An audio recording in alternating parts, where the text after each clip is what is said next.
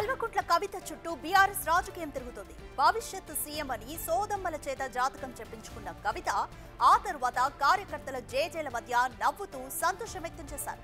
దీంతో బీఆర్ఎస్ లో అసలేం జరుగుతుందన్న చర్చ మొదలైంది.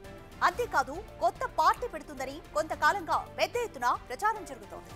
ఇలాంటి సమయంలో కవిత తీరు అనేక విమర్శలు, అనుమానాలకు తెరలేపుతోంది.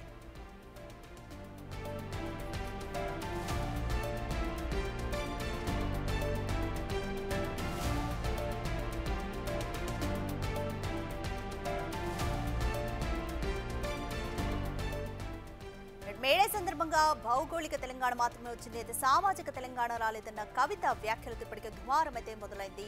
ఇక మరోవైపు సోదమ్మల చేత కవిత చెప్పించుకున్న సోది కూడా జాతకం చెప్పించుకున్నారు కవిత. ఆ తర్వాత కార్యకర్తల జేజేల మధ్య నవ్వుతూ సంతోషం వ్యక్తం చేశారు. దీంతో బీఆర్ఎస్ లో అసలు ఏం జరుగుతుంది అన్న చర్చ మొదలైంది. అంతేకాదు కొత్త పార్టీ పెడుతుందని కూడా కొంతకాలంగా పెద్ద ఎత్తున అయితే ప్రచారం జరుగుతుంది. ఇలాంటి సమయంలో కవిత తీరు అనేక విమర్శలు, అనుమానాలకు తెరలేపుతోంది.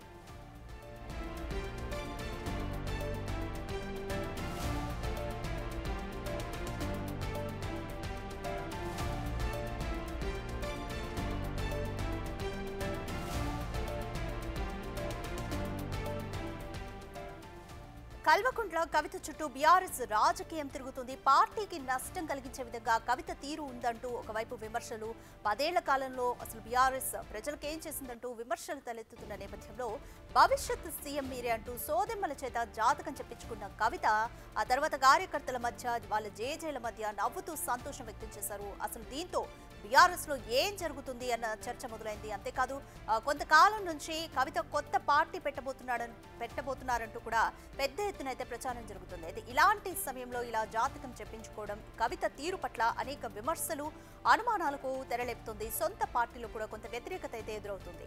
మేడే సందర్భంగా భౌగోళిక తెలంగాణ మాత్రమే వచ్చింది, సామాజిక తెలంగాణ రాలేదన్న కవిత వ్యాఖ్యలతో అసలు ఈ దుమారం అనేది మొదలైంది. అంతేకాదు రైతు బంధు, కౌలు రైతు విషయంలో చేసిన వ్యాఖ్యలపై కూడా కవితకు కౌంటర్లు వచ్చాయి.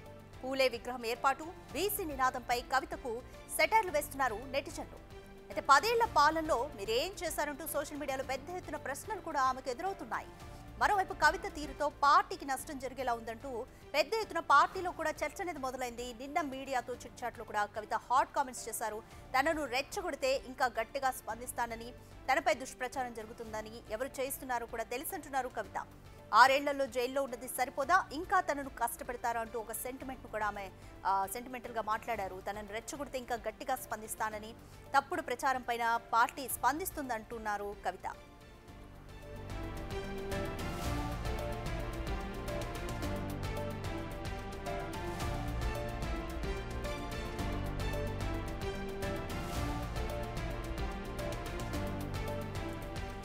మోర్ డీటెయిల్స్ మా ప్రతినిధి వాసు అందిస్తారు. వాసు, బీఆర్ఎస్ రాజకీయం అయితే కవిత చుట్టూ తిరుగుతుంది. అనేక కన్ఫ్యూజన్స్ అయితే నెలకొన్నాయి. విడిగా పార్టీ పెడతారంటూ పెద్ద ఎత్తున ప్రచారం జరుగుతుంది. కవిత తీరు పట్ల సొంత పార్టీలో కూడా కొంత వ్యతిరేకత ఎదురవుతుంది.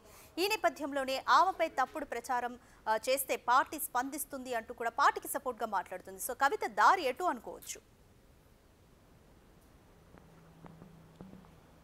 ఎస్ రాధిక, ఏదైతే తెలంగాణ జాగృతి అధ్యక్షురాలు కల్వకుంట్ల కవిత ప్రస్తుతం బీఆర్ఎస్ పార్టీ నేతగా ఉన్నారు. ఆమె గత కొంతకాలంగా వ్యవహార శైలి బీఆర్ఎస్ పార్టీకి ఇబ్బందికరంగా మారింది అన్నటువంటి ప్రచారం సాగుతుంది. ఈ నేపథ్యంలో ఆమె చేస్తున్నటువంటి వ్యాఖ్యలు కావచ్చు, ఆమె వ్యవహరిస్తున్న తీరు కావచ్చు, అనేక విమర్శలకు తావిస్తున్నతో పాటు మరోపక్క మీడియా, సోషల్ మీడియాలో కూడా చాలా పెద్ద ఎత్తున ప్రచారం దుమారం లేపుతున్న పరిస్థితి. అయితే నిన్న చూసాం నాంచారమ్మ జాతరకు సంబంధించి కూడా ఆమె నిన్న ములుగు జిల్లాలో ఏదైతే సోదమ్మలతోటి కూడా జాతకం చెప్పించుకున్న నేపథ్యంలో కూడా భవిష్యత్తు ముఖ్యమంత్రి అంటూ కూడా వాళ్ళతో జాతకం చెప్పించుకొని ఆమెతో పాటున్నటువంటి కార్యకర్తలు, అభిమానులు వాళ్ళంతా కూడా జేజేలు కొడుతున్న నేపథ్యంలో ఆమె సంతోషం వ్యక్తం చేసినటువంటి తీరుకు సంబంధించి కావచ్చు. అంటే నిన్న ఉదయం ఆమె బీఆర్ఎస్ భవన్లో మాట్లాడుతూ కూడా ఏదైతే మీడియాతో చిట్చా చేస్తున్న నేపథ్యంలో కూడా గత కొంతకాలంగా ఆమె పార్టీ పెట్టబోతా ఉంది, ఆమె సొంత అజెండాతో ముందుకెళ్తున్న నేపథ్యం సంబంధించి ఏదైతే ఈడీ కేసులో అరెస్ట్ అయిన తర్వాత కూడా ఆమె గత కొంతకాలంగా జైలు నుంచి విడుదలైన తర్వాత చేస్తున్నటువంటి కార్యకలాపాలకు సంబంధించి కావచ్చు, కార్యాచరణకు సంబంధించి కావచ్చు, ఆమె పార్టీ లైన్ దాటి అంటే ఆమె సొంత అజెండాతో ముందుకెళ్తా ఉంది. కాబట్టి త్వరలోనే కవిత సొంత పార్టీ పెట్టబోతున్నటువంటి ప్రచారం పార్టీతో పాటు బయట కూడా చాలా పెద్ద ఎత్తున కొనసాగుతున్నటువంటి నేపథ్యంలోనే నిన్న కొన్ని కీలక వ్యాఖ్యలు చేయడం జరిగింది.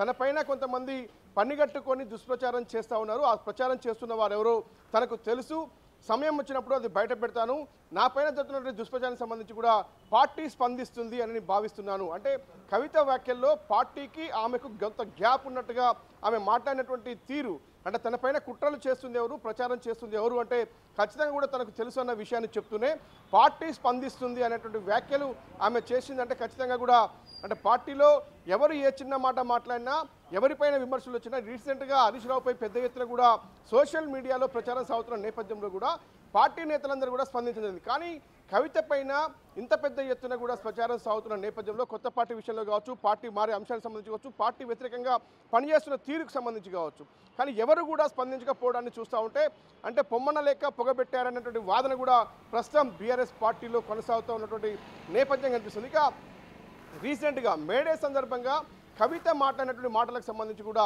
భౌగోళిక తెలంగాణ సాధించాం, సామాజిక తెలంగాణ సాధించలేకపోయామన్నటువంటి వ్యాఖ్యలు. ఎందుకంటే గత 10 ఏళ్ల పాలనలో బీఆర్ఎస్ ప్రభుత్వంలో ఉన్నప్పటికీ మరి భౌగోళిక తెలంగాణ సాధించిన తర్వాత కూడా బీఆర్ఎస్ తన తండ్రి కేసీఆర్ సీఎంగా ఉన్న నేపథ్యంలో ఎందుకు సామాజిక తెలంగాణ సాధించలేకపోయారు అన్న అంశానికి సంబంధించి కూడా సోషల్ మీడియాలో చాలా పెద్ద ఎత్తున కూడా షటైర్లు వస్తున్నటువంటి పరిస్థితి కనిపిస్తోంది.